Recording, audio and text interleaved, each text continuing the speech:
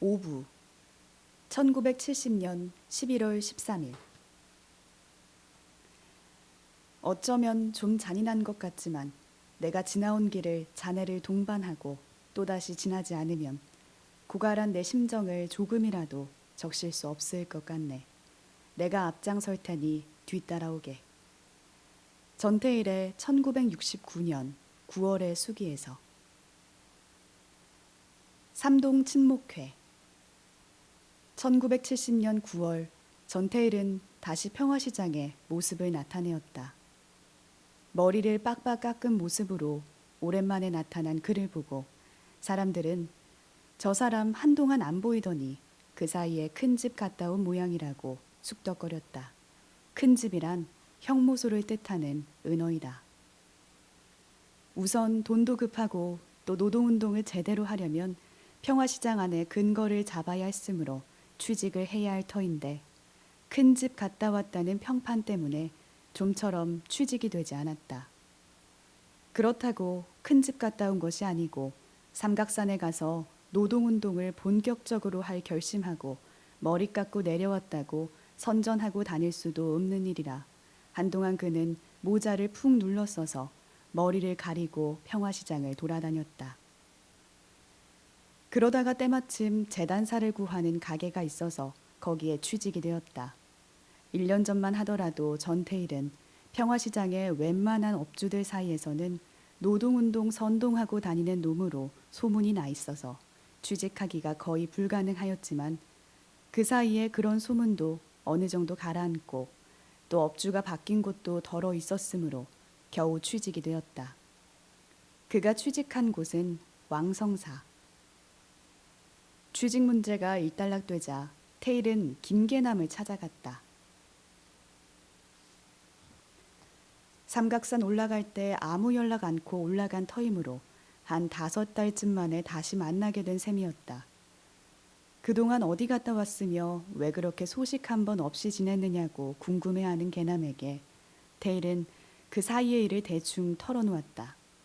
그리고는 이번에 가서 고생도 많이 했는데 뜻있는 사람들끼리 다시 한번 모여서 본격적으로 해보자 라고 하였다. 다시 한번 해보자는 것은 물론 근로조건 개선 문제였다. 전태일은 어쩔 수 없이 젊은 재단사들의 지도자였다. 아니, 그렇게 말하기보다는 이 당시만 해도 평화시장에서 노동운동을 자신의 필생의 사업으로 생각하고 있었던 거의 유일한 사람이었다. 그가 평화시장을 떠났던 기간 동안에 뿔뿔이 흩어졌던 바보의 회원들이 그의 출연을 계기로 다시 모였다. 그 사이에 군대에 간 사람들과 직장이 바뀌어 어디로 가버렸는지를 알 수 없는 사람들을 제하고 나니 모두 6명의 회원이 다시 규합되었다. 여기에 나중에는 6명의 재단사가 새로 추가되어 도합 12명의 재단사가 자주 모임을 갖는 사이로 발전하였다. 이때를 전후하여 전태일은 틈나는 대로 서울시청, 노동청 등을 찾아다니며 진정서를 내기도 하고 신문 기자들을 만나거나 방송국을 찾아가기도 하였다. 9월 중순 어느 날이었다.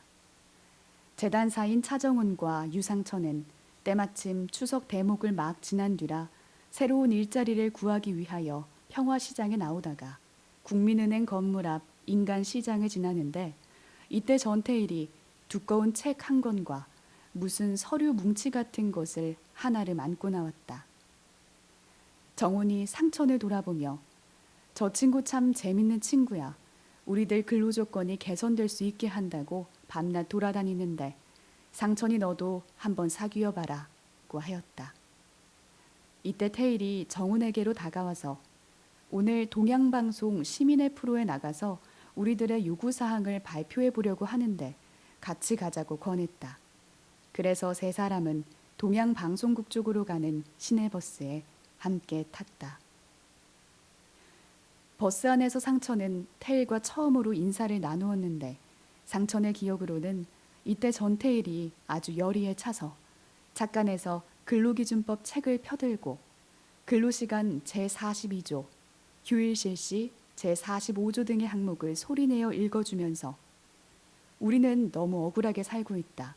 근로기준법대로 하면 평화시장의 3만 명 노동자들이 지금보다 훨씬 나은 조건에서 일할 수 있게 되는데 그렇게 되도록 만들려면 우리 재단사들이 단결해서 근로기준법을 물고 늘어져서 싸우는 수밖에 없다.